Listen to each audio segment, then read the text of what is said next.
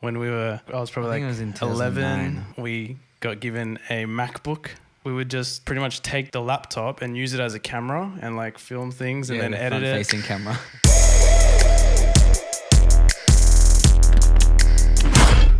Hey guys, welcome to the very first episode of the Make It Stick podcast. In this episode, Curtis, my brother, he's going to be interviewing me, talking about the Sticks journey, what Sticks has done so far and what we're planning to do in the future. Hope you enjoy it. What's up, guys? Welcome to the Make It Stick podcast. This is episode 1 of a podcast about how to make your thing stick, where we talk about the marriage of art and business. The first episode of the Make It Stick podcast is going to go deep into the life of Lucas and the story of Sticks. So basically, I'd like to know, Lucas, when and why did you start Sticks Productions? Oh, that's such a good question. Okay, so I started Sticks Productions in 2017 because I really wanted to create a production company where I could make movies. And Kurt's my brother, so he knows all this, but pretty much in 2017 or earlier than that, me and my cousin Leon were really into film, photography and design, and we wanted to start a business together because we, needed to make some money, but we just loved those kind of art forms and using those. So we were like, how do we build a business around it? So together we came up with the name Sticks, which means pretty much, it has multiple meanings, but the main meaning for me is like the best films are the ones that stick with you. So that's the heart behind it. Also, What are some of the other meanings? Okay, so I know that's one of them, but I know there's heaps. So another one is the image of Sticks, so the logo, really stands out to me because it's like, what can you do with a bundle of sticks? Like, what can you do with what you have in your hands? And can you turn that sticks into gold? Like, sticks represents the most minuscule thing that you can have in your hands, but with creative genius, with creativity and the ability to take something and make something out of it, that is what Sticks is all about.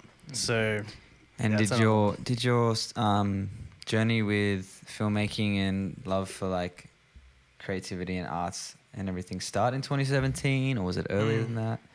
No. Yeah, so I was like into sports heaps and I wanted to be like the best tennis player in the world. And then we got given a MacBook when we were I was probably it was in 11 and yeah. you were like 8. I was in like year 5 at school, and it was like the holidays of year 5 to year 6. So yeah, I was like 8 or 9. 9 or 10 years old. Okay. So then I was like, I'm 3 years older than Kurt. So I was like 12, 13. And we had iMovie on the MacBook and we just couldn't help but start making like videos. So we'd do like parody videos for YouTube. We started a little YouTube channel called the LC Vids, which is the Lucas Curtis videos. And I think it was just because we saw so many like parody videos coming out on YouTube about like music videos and stuff. Yeah. We thought they were funny and we thought we could do it. Yeah, and we would just pretty much take the laptop and use it as a camera and like film things and then edit it. Front-facing camera. Yeah, the front-facing camera. And then we started making little short films. We'd get our sister involved and then we'd get our parents involved. And I think we just fell in love with the idea of that we could make a movie, like we could make a little film, and it was just fun to make. Yeah. So that was when I started getting into film and video. When did you upgrade your camera from a MacBook to what was next? So at my church, we had pretty much this guy came from South Africa. His name's Jamie Humphreys. Shout out to Jamie. And he came into our church and started a TV show for our church. And that actually aired on Foxtel. So we had this 30-minute program. And where I was already into like making videos and stuff, and now there was this opportunity to learn from someone like him and use better cameras and make content for something that's Who were you to seen. him? Who were you to him? I was a little 13-year-old boy in church. Why was he like so nice enough to just teach you? Because he's a Christian and Christians are nice. Because everything that he was trying to do was, okay, so it also comes back to our church in general. So our uncle is the pastor of our awesome church, and his name is Leo. And on his heart, he wants to reach the world with the message of Jesus, which so do both of us. Yeah.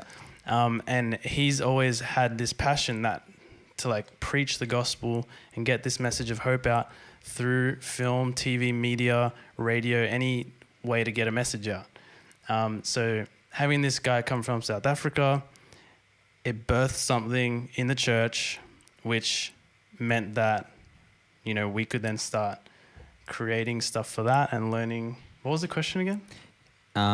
Why did he choose you? Yeah, so he was building a team within the church, just teaching whoever was interested, so we could make more content to reach more people. And what was your first camera that you got from? So you had a MacBook. You're using the front-facing camera, and then where'd you go next? So then so Jamie was actually selling his old Lumix GH1. Really? Which is like a DSLR camera, yeah. So you've always been a Lumix. Oh, you didn't know the answer to that this? makes so much sense now. Why You're literally just asking me how I got. No, I didn't know. I thought you knew. Okay, so that's cool. So we're shooting this on a GH5, and the GH1 was the first camera that I got, and he sold it to me for like, I don't know, like $500, and it was like probably he bought it for like $1,000. Where'd you get the money to buy that? From little design jobs that I would do for my dad's company. Fashion designing? No. Graphic design. Graphic design jobs, web design. Anyway, so I had that camera, and then I was able to start making little videos, and I would make videos for church, little short films and stuff like that. Yeah. And so fast forward to 2017, what was on your resume? What did you accomplish from then till 2017? Okay, so from then till 2017, I made a short film for my Year 12 project, which got into the top art selection of Australia for, what's it called again? Art Express. Art Express, I fully forgot. Which is like the craziest thing when you're in Year 12 and then the next year no one knows or cares what that is. Yeah, so like you make this art project, you get selected, you're going to be displayed in the Art Gallery of New South Wales. So I got into that, which was awesome, with a film that I cringe at now, but like I remember putting so much effort in, along with these kind of drawings that went with the piece. And long story short, because of copyright issues, I couldn't actually get it played in, so it didn't actually show up in the New South Wales Art Gallery. Anyways,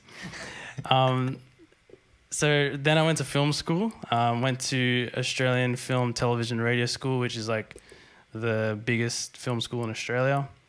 I just did like a 1-year diploma, like to learn every like part of the film industry and stuff like that. Was there a reason for that? Is there a reason you didn't want to stick around for longer? Yes. So I initially wasn't even keen too much for film school because I didn't want to go spend another 3-4 years learning something, learning the theory, or even if it was practical. I just wanted to go and make stuff, and I had this passion to like, what if I just built like something, like what if I just built a business, or what if I just started making films and not go the traditional way where you go to film school and take the steps. Did you ever consider doing that? No, I didn't, because I knew that I wasn't interested in working my way up. Okay, I'm not up anywhere yet, but I still have this idea and plan that I want to make movies, but I didn't want to do it the way of like getting onto a film set and then working my way up the rank. I wanted to just create the whole way. Like I wanted to make my own stories and make my own, impact and mark on the world. Not saying that people that are doing it that way can't make that impact, but I just felt for me, I was like, I only want to do a quick amount of film school and then get going making films. Yeah. And what were the top 3 things you learned at film school, would you say? Or one thing that just sticks out to you?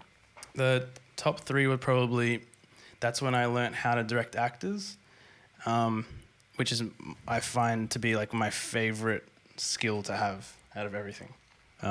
Learning how to work with actors, get performance out of them, make something unique and authentic and real.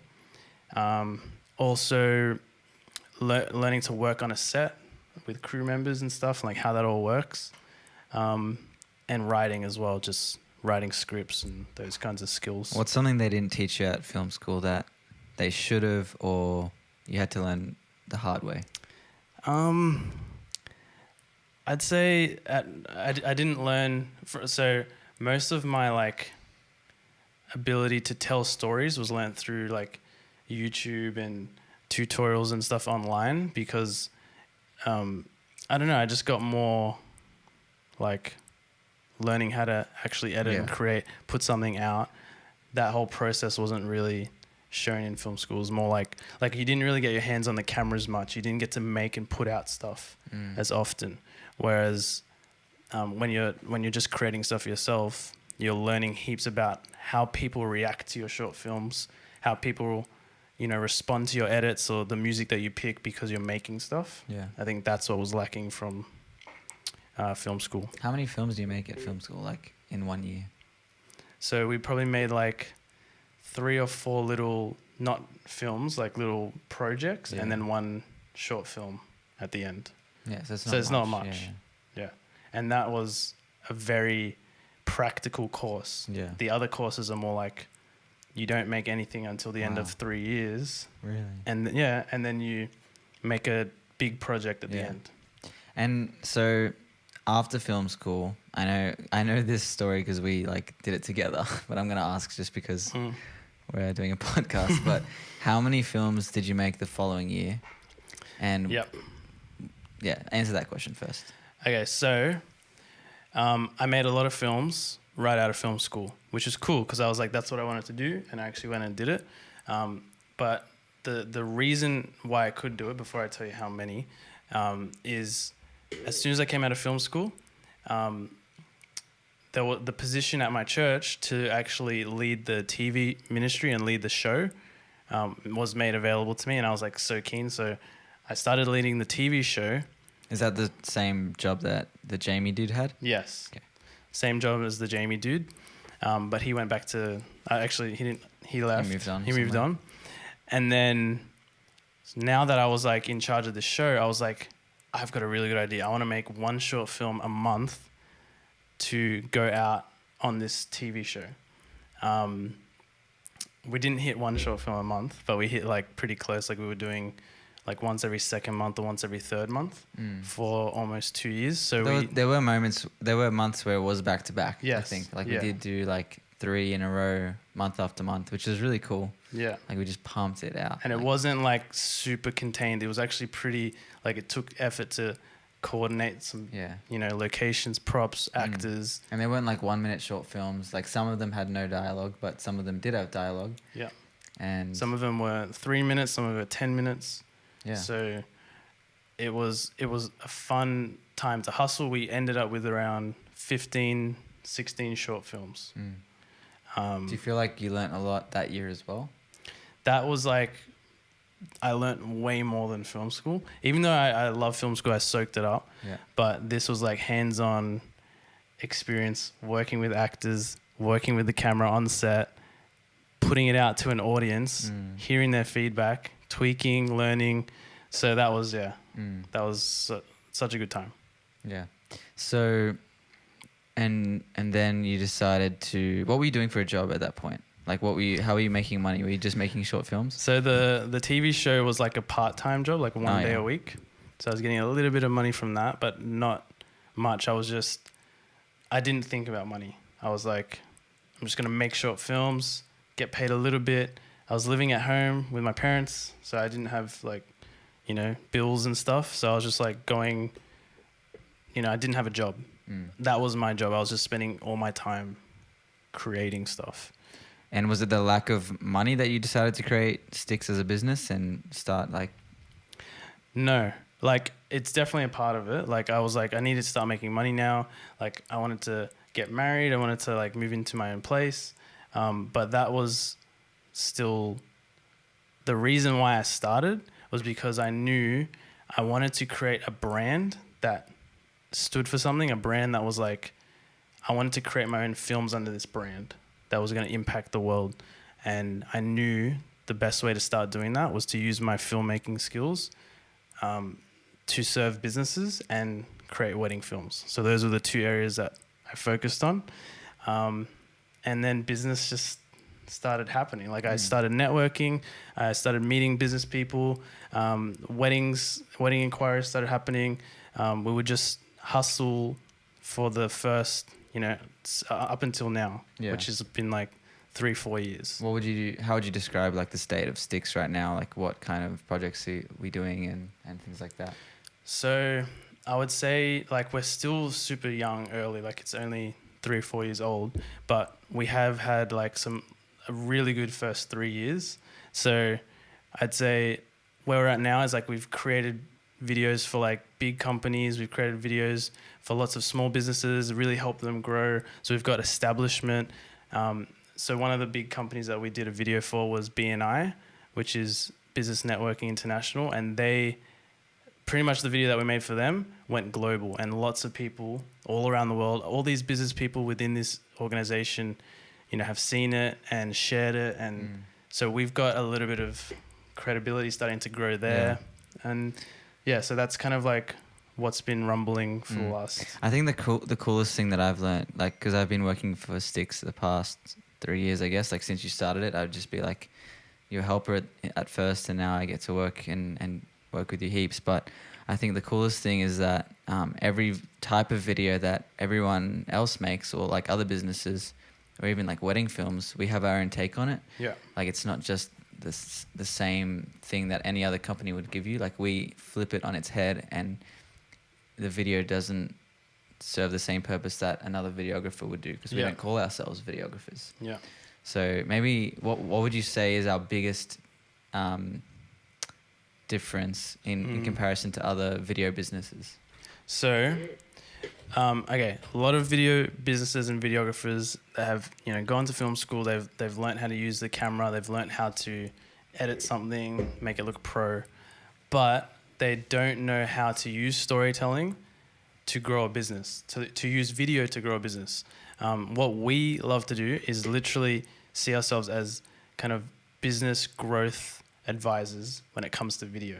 So we'll sit down with a business person, hear about their goals, and create a strategy about what exact kind of video we need to make. Yeah. And then go and make it. And the videos themselves have strategies within them to actually market and sell. They have sales principles within them. So what I mean by that is, for example, like your main company video or about us video, we create something different to that called a video business card. And the reason why it's different is because an about us video or a company video is like kind of showcasing you, saying, hey, this is what we do, learn a bit about us. But that doesn't work nearly as well as a video business card, which a video business card is an opportunity to capture the audience, their attention with a story by talking to their pain point or what they care about, relating to them, and then showing them how you can help. So that video is like the one video you need for your business to show your audience in a very meaningful way that gets them to care and calls them to action, as opposed to just, hey, this is who we are. So what would you say to a business person or another video business that would just hear that and go, oh, that's just the same about us video, but just called something different? Is it? I'd say just look at the results. I'd say, like, for example, just a quick testimonial. We made a video business card for a business mentor named John Jury. He's amazing. And he came to me and he was like, I saw a video you did. Like, I'd love to get you to do a video, but I just don't know how you're going to make it engaging, because all I do is sit and talk with people for my job. And then there's nothing really to record. It's just... Yeah, there's no action. There's no, like, how are you going to make that engaging as a video? And I said to him, okay, wait, well, let me ask you some questions. Who's your target market and what do they care about? What's their pain point? And then he said, business owners who let their work take over their life, and their relationships get skewed, their life just gets taken over by their business and everything crumbles. I was like, oh, awesome. So I started pitching him these scenes, these ideas, these stories about different business people. So one example was a guy and a girl on a date at a beach, but the the guy keeps getting a phone call and the girl's like, come on, let's like, we should be hanging out. And it's like getting between their relationship. And then another one where a dad is putting his son to bed, but he's just not there with him because he's doing stuff on his emails and stuff like that. And then we created that video for him, and it's almost like a film. It's like a short film. Like I used actors. I showed off his business. He obviously did the talking. But once we put it out, within the first week, he more than paid off the video. He got multiple clients locked in. He got over 5,000 views on LinkedIn. Wow. And that video has been still working for him for the last few years. Yeah. So that is just an example of the power of a video with strategy and storytelling and like utilizing that emotional connection. Yeah. Yeah. And so the way that you flipped the average About Us company video on its head, how do you feel like we've done that but with wedding films?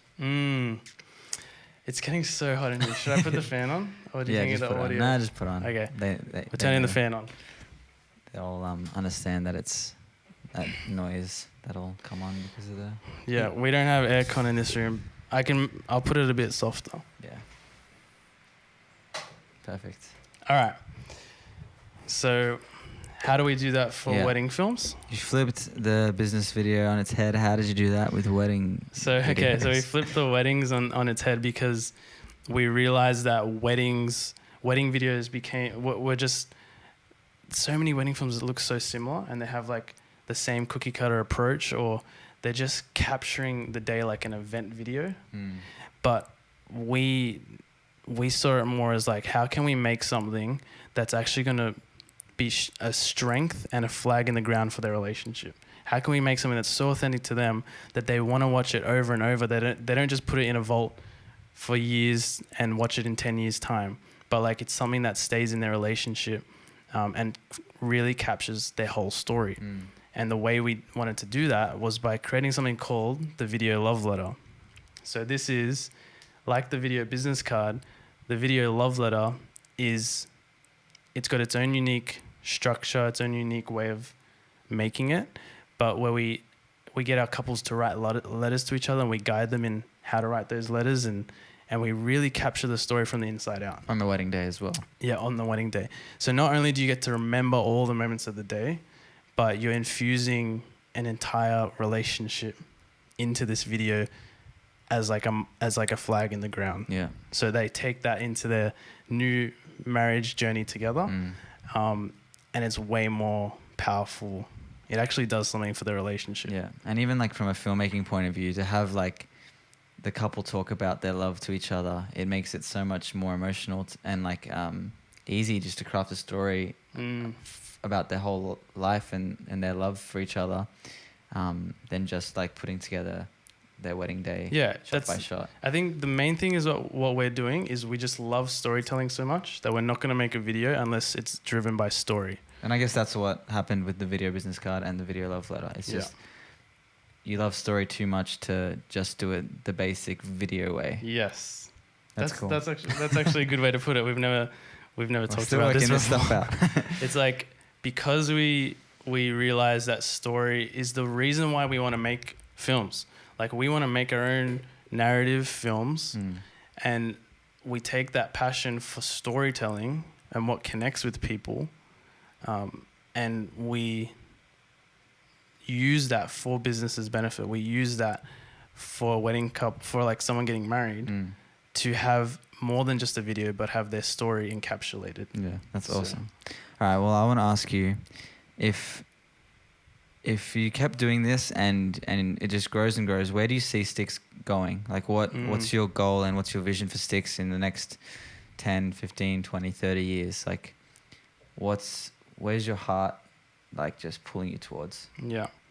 So for me, I want to create a dream team of creative geniuses that together we create films, TV series, movies, and put out our kind of content into like the world. So like whether that be the cinemas or, on big streaming platforms or YouTube, just creating content and putting it out there to inspire people, and not just inspire people for anything, but we believe like the whole mission of why we're here is to help people meet God and help people know how loved they are by God, and not creating cringy Christian films or stuff that doesn't relate to people because they're like, oh, you're just Christian people, but creating something that's a genuine artistic expression that we can relate to, and that's entertaining and that's like fun. And so I see Sticks as a multifaceted business where we're creating our own